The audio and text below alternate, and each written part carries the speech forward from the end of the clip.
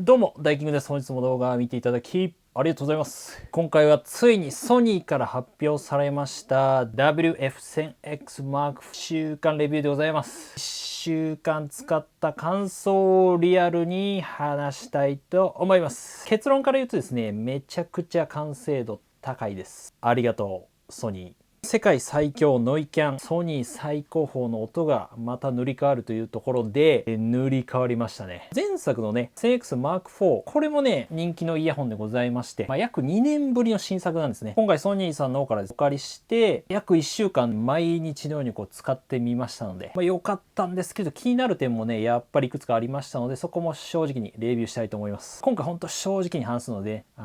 チャンネル登録お願いします。どう変わったのかというところをですね見ていきたいと思います。まずこのデザインですね。ラグジュアリーなデザインで耳元を演出ということなんですけども、細部までね結構こだわり尽くされているということで、美しいね曲線状ですね。全体的にケースとか本体含めて丸い曲線になっててシームレスなねデザインに仕上がっております。触った感じもねかなり高級感ありますし、手触りがいいですね。ケースともにねマットな仕上がりで、ケースとかもね光のまたこれも当たり方によって微妙に違いが見えたりして、これもなんか面白い点なんですけども、本体自体もこの側面がですね光沢のある加工がされてるんですが、横のこれタッチセンサーになるんですけども、この部分はマットな質感、二面素材、別の素材で作られてます。この2つの質感を1つのパーツで一緒に作っているということで、装着した時もこのマットな面と光沢な面のアクセントっていうのが非常にポイントかなっていうか、美しいなっていう感じるポイントなんじゃないかなと思います。金属部分、本体のこのマイクになるんですよ。金属部分の今回凹凸が全部ねなくなって、ほんとシームレスで綺麗に、でこれもワンポイントね見えるんでめちゃめちゃいいなって思いましたね。自宅でカチッとくっつく感じではあるんですけども、このやっぱ金属面がアクセントになって、ソニーのロゴとかもねやっぱりしっかりとですね色が合ってるんで、ケース自体も正面にですねこのインジケーターありまして、このワイヤレス充電対応してますが USB-C の端子と Bluetooth のね接続ボタンがあるくらいで、めちゃくちゃシンプルなんですよね。でこの手のひらサイズっていうことでめちゃめちゃ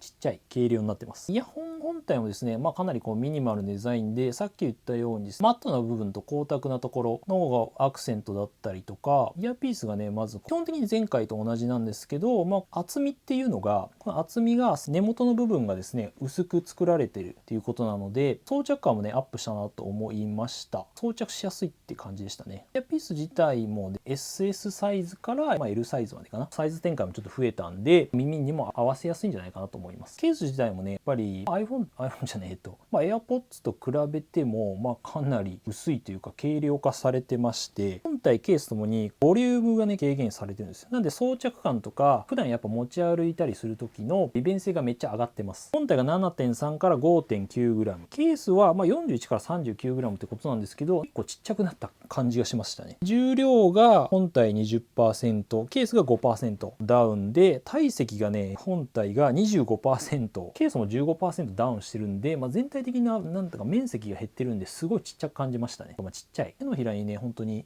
収まるサイズ感ではあるんで、普段使いしやすいというか、ポケットにもねさっと入れれるし、胸ポケットもね全然さっと入れれるレベルなので、非常に使いやすいなと思いましたね。デザインはね今回ブラックですけども、プラチナシルバーは実際見たんですけども、そっちはそっちでねいいんですよね。僕は一応プラチナシルバー選んだんですけど、ちっちゃくていいなっていうのが、使いやすいなっていうのが印象でしたね。特に使ってみた。機能面入っていくんですけど、ノイズキャンセリング性能ですねに関しては非常にこれやっぱ強力ですね。もちろん世界最強とね言うぐらいなので、最強クラスに強いですね。強いノイズキャンセリング性能を求めている方は十分満足できるんじゃないかなと思います。今回デュアルプロセッサーっていうね構造になってて、統合プロセッサー V2 っていうの、これ前回のアップデートバージョンが入ってまして、それに加えて今回高音質ノイズキャンセリングのプロセッサーがね、ノイズキャンセリング用のプロセッサーが入ってるんですよ。で QN2i2E か、何でもいいけど、マイクが今回4から6個になってて、さっきのそのプロセッサーと合わせることでマイクのこの正確な制御っていうのを行えるようになりましたので、やっぱりノイキャン強いなって思いました。普通にね、特にやっぱねエアコンとか扇風機とかですね、そういった音はね全部消えますね。ブーンっていう音は。でさすがにじゃあ高い音まで全部消えるってわけじゃないんですけども、さらに中高域から高い音、広域の音までマーク4と比べてもさらにもう一段階上がった印象を受けました。ただその劇的にじゃあマーク4と比べて変わったかって印象は僕は受けなかったんですけど、さらにもう一段階上っていう感じです。でもめちゃめちゃ強いです。ただ仮にこれがノイズキャンセリング搭載の初めてのイヤホンだとするとめちゃめちゃ驚くと思います。ってなので、はい、特にやっぱ他のイヤホンと違いを感じたのはノイキャンがめちゃめちゃ自然なんですよね。強力なんだけどもやっぱこう耳に詰まるような圧迫感とかがないんですよね。ノイキャン強いイヤホンって基本的にやっぱ耳がこう重くなるようなね閉塞感っていうのがあったりするんですけども、マーク5の場合は長時間つけてみてもこう耳が重くなるような印象がなかったので、これがやっぱりソニーのこのノイキャンの技術すごいなっていうところ、圧迫感がほんと少ないので、そういった苦手な方はいいんじゃないかなと思いますね。ただやっぱつけるイヤーピースのねサイズとかによって若干この上下は感じましたので、最初僕 M サイズつけてたんですけど L サイズの方がやっぱりここの密閉感、耳の密閉感もあってさらにこうもう一段階上がるみたいな印象を受けたので、イヤーピースはね自分の合ったものを見つける方がいいと思いますね。この逆のですねノイズキャンセリングの逆の外部音取り込みモードですね、外の音をこう取り込む、喋ったり外の音を超えないと危ない場面もあるんで、これ思ったよりも良かったですね。前作のやっぱマーク4と比べるとこっちの方がかなり改善されてるなっていう印象を受けました。前作のモデルはそんなに外部音に関してはねちょっとまだまだいまいちかなっていうところはあったんですけど、今回かなり改善されてまして、耳の周りをねやっぱ覆う構造なんですけども、特に周りのその自然音っていうのが結構綺麗にね入ってくるのでつけてないような感覚になりますですが、ただやっぱ人の声とかに関してはちょっとまだ機械音とかの少しこもったような感じっていうのは受けましたね。ただやっぱマーク4に比べたら全然良くなってますし、全然実用面でね人とこう話したりする面では全然使える感じではあるんで、開放感はちょっと増えたなっていう思います。ベストではないんですけど80点かなっていう感じですね。じゃあそのAirPods Pro と比べてどうなのかっていうところに関してはちょっと後ほどまとめて話すんで待ってくださいね。続いて装着感なんですけども、耳につけた感じとか今回ね割と個人的にはここが気に入ったポイントで、特にその前作のマーク4と比べると結構格段に良くなってんじゃないかなって思いました。特に本体が軽くなった、体積もやっぱ小さくなったところで全然長時間つけてもね大丈夫かなっていうと、前のモデルだと結構やっぱ耳の面にこう接着する面積っていうのが割とあったので、長い時間つけるとどうしてもやっぱ耳がねこう疲れるな、圧迫感があるイメージがあったんですけども、今回はちっちゃくなってるんで耳のイヤーピース自体も入れやすくなってるなって感じたんで、装着感はかなり上がったと思います。様々なこうね、国籍の方の耳データ、いろんなデータをいろんな耳の形状の方の完成評価っていうのねやったらしく、イヤーピース自体もこう根元のとこがちょっとね薄くなってるんで圧迫感が少なくなってるっていうところですね。飛び出しとかもですね、耳からのこう横から見た時の飛び出しも結構減ってるので、見た目に関してもなんかエレガントな感じ、耳がバーンって飛び出してるのはかなり減ってるんで、首とか振ってもねこうやったりとかしても取れる心配とかなさそうだったので、装着感とかこのフィット感みたいなところ、長時間の動画編集とかも動画1本ですね、前のソニーの Vlog の動画とかやってみたんですけど遅延とかもなく快適にできましたね。操作面のところなんですけど、今回ここでポンってタップするタッチコントロールは前と同じですね。ここも非常に良好ではございます。一応この音量の上げ下げっていうのをね対応しました。前のモデルまで音量はねやっぱ本体で操作できなかったんですけども、4回タップですかね、右側で音量を上げて左側で下げる。最初ねちょっとなんか慣れが必要なんですけど、4回タップ最初多いかなと思ったんですけど、慣れれば意外とそうでもない。ポンポンポンポンってやってそのままこう押していくと音量が上がっていくっていう感じですか。で左側で4回やると音量下がるとかね、慣れたら結構便利、地味に便利できたら直感的にこうなんか上に上げたら上がったりとかが良かったんですけど、タッチコントロールちょっとね誤操作多いんでなんか難しいんだろうねって思いました。誤操作もねなんか今回ほぼなんか前はって当たったりしたら例えば音楽再生されたりとかあったんですけど、今回そういうのなかったなって今思ってみれば誤操作もあんまり少なくなったんで非常に使いやすくなった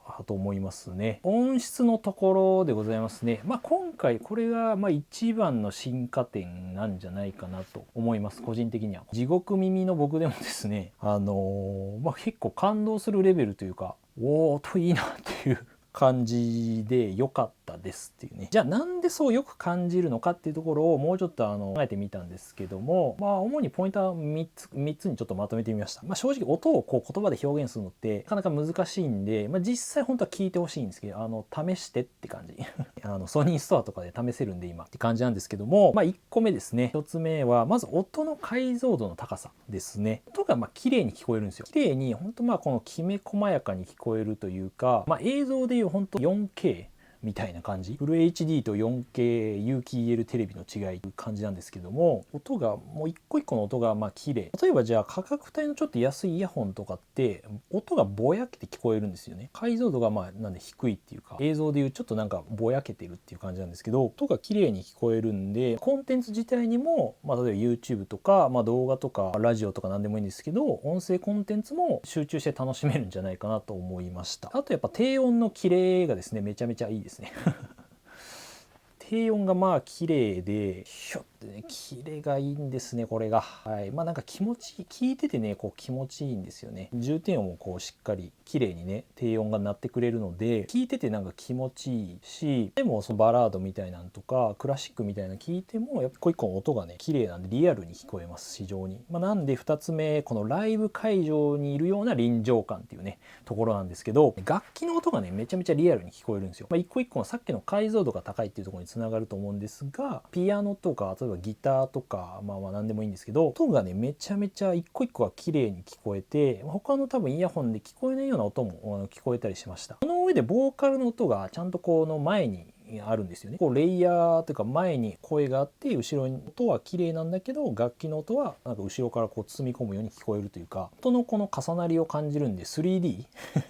3D って感じです。音の 3D なんで臨場感すげえ感じるんですよね。イヤホンここについてるけどここら辺から聞こえてるイメージ、こんな感じです。イメージとしてはブンブンみたいな。なんでライブ会場にいるっていうのはそういう感じなのかな。イヤホンの外側からこう音が鳴ってるような感覚で、平面じゃなくてやっぱこう立体的な空間的な音の聞こえ方をします。僕の個人の感想ですけどね。3つ目が空気感感じるんですよ。どういうことって思うと思うんですけど、その無音というか、感想ですね。曲と曲の間の時の雰囲気ってあるじゃないですか。わかりますか？ライブ会場にいる時とか何でもいいんですけど、それを感じる、この雰囲気を感じるというか、曲がないとこも感想のとこも、これジャズピアニストのね山中さんも前ソニーの発表会の時にお話しされてたんですけど、そういうことかってね、同じことそういうこと言ってたんですよ。感想、雰囲気感じるみたいな、そういうことかって思いました。これ聞いてみたらわかると思いますね。でやっぱ臨場感があるっていう、そういうところからも来てるのかなって思いました。吐息が吹きかけられたのかと勘違いっていうところなんですけど、ここからフーン、例えば新時代ワンピースのやつかな、主題歌のやつ、あれ最初息を多分吸い込むシーンがあると思うんですけど、最初そこがね本当に息がここで吸い込んでるようなっていうのが、ソニーだからあれかな、ファーストテイクとか聞いてみると、本当にこう息を吐いてる音とかがめちゃめちゃリアルに聞こえるんですよ。新時代のっていう最初のシーンで、その後楽器の音も綺麗なんでドゥンドゥンドゥンって、その重点音がこう響き渡るみたいなところが、息の音が近く感じて、周りの楽器の音がこういう風に感じるんで、すごい臨場感ある。これ伝わったかどうかわかんないですけど、僕の環境的に iPhone で使ったんですけど、iPhone でも DSE エクストリームとかがあるので、いわゆるストリーミング YouTube とかで聞いても、やっぱりBluetooth で飛ばすとちょっと質が落ちちゃうはあるんですけど、 iPhone でも僕は満足でしたね正直ね。基本 Android とかで聞いた方が、LDAC っていうねコーデックっていうもので対応してれば、さらにデータ量が多いんで音質がよく聞けるんですけども、プロセッサーがね、V2 になって、ドライバーがね、ちょっと大きくなってます。 6mm から 8.4mm 大きくなってんだけど、やっぱ本体がこうちっちゃくなってるっていうのが今回すごいなっていうところですね。広域体再生ってことで、ウォークマンもね今回お貸しいただいて聞いてみたんですけども、LDAC とかねベストな環境で聞けたりするんですけど、これなかなか良かったですね。 WM の A300 シリーズっていうやつ、手のひらサイズで持ってて、Android が入ってるんですけどね、こうやって新時代がねいたりしたんですけども、で画面がが確か3インチぐらいだったかな。3.7 インチか。大きさ的にはね、僕なんかちょうど良かったですね。ウォークマンなんか久しぶりに使ったんですけど、質感もね、なかなかいい感じで、300シリーズは比較的そんな本体は重くないし、いいなって思いました。で、横にこの音量とか電源ボタンあるんですけど、エド・シーランのね、バッドハビッツかな。バッドハビッツね、これ聞いたんですけど、結構ね、これやばかったっすね。臨場感がえぐくて。あれもうライブ会場にいると思って。iPhone と比べたら結構ちっちゃいのかなと思う。スマホと比べたら。普通にAndroid とかが入ってるので、で、中でね、もうイコライザーとかも専用のアプリがこれ入ってると思うので、かなり細かくね、設定できます。音楽好きにはたまらないんだろうね、こういうの。で、普通に中はね、Android のいわゆるスマホと同じような感じなんで、検索したりとかですね、なんでこれタピオカやったのかわかんないけど、YouTube 見たりとかもできますので、意外と良かったなっていう点はですね、もちろんこの、ソニーのイヤホンとかにいい音質でつなげるっていうのもあるんですけども、やっぱスマホのね、バッテリー食わないっていう、結構音楽いっぱい聴いてると、スマホのバッテリー取られたりするんで、バッテリー消費、スマホのバッテリー消費を抑えれるっていうところだったりとか、スマホで見てると通知とか来るじゃないですか。音楽にウォークマンの方が結構没頭できるなって思いました。Kindle みたいなイメージで、スマホでできるじゃんって言えばそうなんですけど、逆にもう一個あることで通知とかから解放されるみたいなところがあって、音楽により没頭できる。そういったメリットはあるかなと思いましたね。割といいかなって思った。このイヤホン自体のね、バッテリー性能なんですけども、ノイズキャンセリングオンの場合で本体で8時間、ということで、なかなか十分かなと。最長なんでケースも合わせると24時間までいけるのが、ノイキャンオフだと12時間いけるっていうね。えぐいなと思うんですけど、で、あと3分でね、3分充電すれば60分の再生も可能なんで、ちょっと充電するの忘れてたな。あればちょっとケースにパンって入れておけば、入れておけばね、3分で、60分ぐらい使えるんで、クイック充電っていうのも対応してます。実際動画編集で使ってみたんですけど、1本分全然ね、編集できたんで、バッテリーもじゃ十分かなって思いますね。アプリもですね、ソニーのアプリ、もちろんございまして、本体とか、ケースの充電量だったり、今流れてる音楽とか、結構イコライザーの設定とか、細かいとこいっぱいできるんですけども、今回面白いなと思ったのは、Find Your Equalizer っていうね、機能があって、これまだベータ版だったんですけど、僕見た時は自分のね、音質、好みの音質をどんどん選択していくだけで、自分の好みのね、音にしてくれるんですよ。音のパーソナライズ、音のこのオーダーメイドっていうイメージでいいと思います。勝手に選択していくと作ってくれるので、これ結構ね、イコライザーで変わりますね。やっぱ音の強弱とか変えれるんですけど、自分でね、自分の好みの音にできるんですけど、これ結構面白いなって簡単にできるんで良かったなと思いました。あとはこのリスニング環境、アダプティブサウンドコントロールっていう機能があるんですけど、周りの環境に合わせて例えばノイキャン強くしたりとか抑えてくれたりとか、意外と良くなったのかなと思って、例えば電車乗ってるとノイズキャンセリングがやっぱ強くなるんですよ。周りの音がうるさいから。例えば駅に着いて降りるじゃないですか。降りるとおそらくなんですけども、動いてる状況とかね加味して、で周りのアナウンス、駅のアナウンスとかねなってるからか、ノイキャン弱くして外部の取り込みモードにしてくれたりとか、そういうのが割と自動でしてくれたので、割とありかなって思いました。今回精度は高まっていく感じではあるんですけど、ただこれ位置情報をねオンにしないといけないんで、そこでちょっとバッテリーが食うんじゃないかなっていう心配はあったんですけど、面白い機能ではあるなと思います。あと一番聞かれるだろう、AirPods Pro と比べてどうなのかっていうところなんですけども、ノイズキャンセリングに関してはほぼ同等というか、多分ちょっとソニーの方が強い気がしますね。ただイヤーピースによって微妙に変わったりするんで、ほぼ同じか、しっかり装着すると本当に全然 AirPods Pro より強い気はしますね。ただすごいそんな大差は感じないと思います。気持ちちょっと強いぐらいかなっていうイメージで、音質については完全に Mark5 の圧勝かなっていうところはありますね。さっき言ったその音の特に広がりの部分とか解像度とかは、特に1週間ずっと使ってて、この前久々にね AirPods Pro つけてみたんですけど、やっぱ音がね軽いんですよね。軽く言うとちょっとカスカスしてるっていう感じを受けたんで、やっぱその音の広がり、臨場感とか解像度とか、楽器の音とかがすごいね綺麗に聞こえるんで、音に関してやっぱ完全にMark5 の圧勝なんじゃないかなって思います。ただ装着感については、僕はやっぱりその使い勝手の面で言うと AirPods Pro の方がちょっと分はあるかな。操作性、構造の部分が大きいんですけども、やっぱ耳へのどうしても接着面がね多いか少ないっていうところもあって、どうしてもイヤーピースが違うので、AirPods は基本ポッてもはめればいい、そこのやっぱ手軽さみたいなのはありますよね。あとこうピッてね触る感じとか操作性とかはタッチコントロールも全然いいいんですけどね、どっちかっていうとっていうもうレベルですけど、正直言うとじゃあどっち選ぶのっていうところなんですけど、僕はねソニーを今選ぼうかなと思っております。実際買いましたし自分で3つぐらいねポイントがあって、やっぱその音質がいいっていうところですね。解像度の良さとか、ライブ会場にいるみたいなんでテンション上がるんですよね、聞くとっていうところと、装着感の向上ですね。2つ目は、マーク4はねやっぱりマーク4もすごい良かったんですけども、耳にこう接着してる感じがあんまり僕は好きじゃなかったので、今回やっぱりめちゃめちゃそこは改善されたなと思ってます。圧迫感がすごい減ったんで、長い時間つけてても使えるなと思ったっていうところだったりとか、あとやっぱマルチポイントは便利ですね。接続、2台同時にこう接続できてるんで、AirPods もその AirPods Pro も自動切り替えがあるんですけど、そもそもデバイス間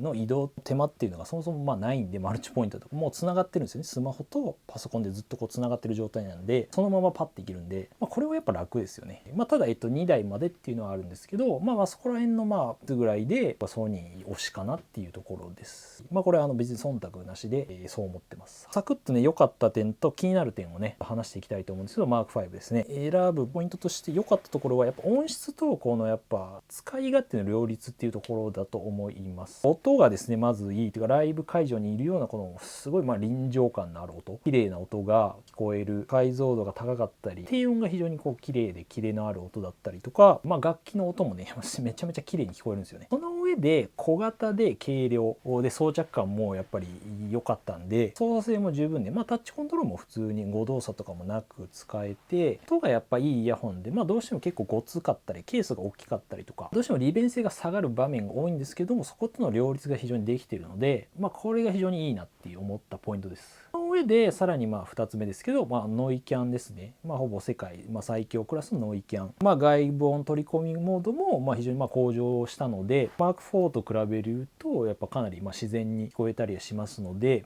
この長時間つけてもそんなに問題ない装着感というところですかね。で3つ目、2台同時に接続可能なマルチポイントというか最初からもう入ってるので、切り替える必要というかそういう概念がないというか、シームレスにスマホと例えばパソコンとかスマホとタブレットをこう行き来できるっていうのはめちゃめちゃいいです。バッテリー持ちも全然大丈夫でした。編集してみたんですけど、気になる点ですね。荒探しっちゃ荒探しなんですけども、もちろんあります。これもでイヤピースについてですね、まずはね。で装着感はもちろんいいんですけど、やっぱり普通の、シリコン素材の普通のやっぱイヤホンとかの方が僕は使い勝手がいいかなっていうのと、やっぱり長期間おそらくですけど3ヶ月とか6ヶ月使っていくとちょっとボロボロってなってくるんですよね。たりとか、このブラックのモデルの場合はどうしても耳の赤とかはね目立ちます。汚れとかはどうしても目立つっていうのはあるんで、ノイキャン性能上がったりとか音のね臨場感とかめちゃめちゃいいんで、どっちを取るかみたいなところあるんですけども、マーク4よりは改善されてるとはいえ、なんか完璧に改善されたっていう感じではないかなって思った。2つ目はこの操作の割り当てですね。でアプリでこれちょっとね細かい設定ができないっていうのができたらよかったなっていうところですね。最初のデフォルト、最初の設定は逆と忘れたけど、片方が音楽再生停止とかものと、でもう片方は、ノイズキャンセリングオンオフみたいないうくくりがあるんですけども、それを両側で逆にするぐらいしかできないんですよね。例えば3回押したらノイキャンオフにするとか、細かいねボタンの割り当てみたいなのは、自分ではできないアプリの、設定上なんか設計上できなかったので、それできたらちょっと嬉しいなって思いますね。AirPods Pro とかはなんか両側でねこうできたりするんで、そこでちょっと不便さを感じましたね。スマホを左手で持ってる時にこうなっちゃうんですよね。なんでスマホ持っててノイキャン切り替えたい時になんかこうなっちゃうとかあったんで、両方でできたら嬉しいなっていう感じはあります。はい。で外部取り込みはもうちょっと頑張ってもらいたいなっていう、やっぱりまだ自然までとはいかないかな。その AirPods Pro と比べると、ちょっとやっぱまだ劣るかなっていうところはあるんで、全然使えますけどね。価格帯的にはもうちょっと頑張ってほしかったっていう感じ値段的に。であとマルチポイントは2台までっていうところなので、3台までいけたらよかったなっていうのはありますね。これはアップデートで今後変わるかもしれないですけど、スマホとパソコン、タブレットと、またはさっきみたいなそのウォークマンとかね、使うんであれば3台いけたらめっちゃ嬉しいなっていう感じですよね。ウォークマンをもしね使うっていう選択肢があるのであれば非常にスムーズに使えるかなと思いました。さらに2台でも十分っちゃ十分なんですけど、ということで、今回 10X Mark V ですね、今回紹介したそのブラックとプラチナシルバーもねありまして、僕はこっちを予約しました。イヤーピースのところが白いんでなんか耳垢とか目立たないんで、意外とこっち良かったかなと思いました。使ってみて9月の1日に発売予定でございまして、価格がだいたい4万2000円ぐらい前後になっております。9月なんですけど、まあ個人的には多分すぐ使いたいなって方は予約しといた方がいいんじゃないかなと思います。使った感じ多分これ売れます。多分売れると思うんで、小型でこんだけ音良くて。前回も結構売れて在庫が最初ちょっとなかったりとかあったと思うんで、まあ予約はおすすめだと思いますね。これなんかその楽天でね予約したんですけど、楽天だとね、ポイントの自分の使ってるサービスの倍率にもよるんですけど、結構ポイントがね、がっつり来るんですよね。1年延長とか、まあこれキャンペーン入ればできるのかな。3万6千円前後ぐらいでなんか買えそうな感じなので、非常におすすめ。Amazon でもポイントがですね、まあ 10% たりもしたので、まあ Amazon グッと買いたいよって方は、まあそっちでもいいのかなと思います。はい。で、あとはこのソニーストアさんの方もですね、こっちだともうね、メーカー保証が3年もうこれ勝手に買えば自動的についてくるので、まあ、結構安心というか、まあ、サポートとかはねやっぱり直営店のストアで買った方がスピーディーに受けれるので、まあ、そういったところやっぱ心配だなって方はですね、ソニーストアとかで買うのがいいんじゃないかなと思いますね。まあ、どうしてもやっぱ Amazon とかだと Amazon とのまずやり取りが始まるんで、そこの面倒さはありますよね。おすすめは楽天ですけどね、一番安く買えるのは。いかがだったでしょうか皆さん。まあ、どこで買ってもいいんですけど、F1000X Mark V どう思いますか？ぜひコメントいただければと思います。まあ、9月にねまだ出てくると思うんで、それでまたレビューします。はい。他のソニーのイヤホンもですね、マーク4、まあ、前作のモデルとかリンクバッツとか安いモデルで、まあ、全然これ音良かったりするんでおすすめでございます。結構売れてるみたいですね。参考にしてみてください。この動画少しでも良かったらグッドボタン、チャンネル登録お願いします。それでまた次回の動画でお会いしましょう。良い一日お過ごしください。じゃあまたね。マーク5はいいですよ。もう本当に細かい改善点はあるけども、いやいい、完成度が高い、楽しみだよ来るのが。いや返したくない。